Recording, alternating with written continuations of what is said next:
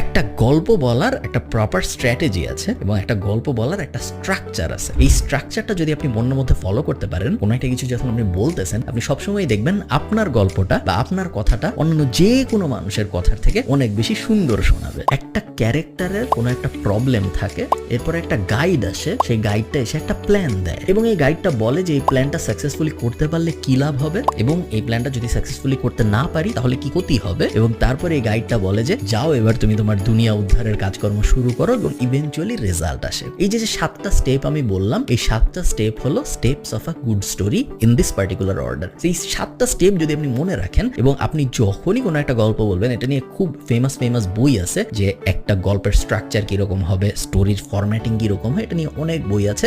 বইয়ের মূল প্রতিপাদ্য বিষয় এটাই যে এই 7টা ফরম্যাটের স্টেপ যদি আপনি এক্স্যাক্টলি এই ফরম্যাটে ফলো করতে পারেন, সেই ক্ষেত্রে আপনি সবসময় অন্যান্য মানুষদের থেকে অনেক ভালো স্টোরি বলতে পারবেন।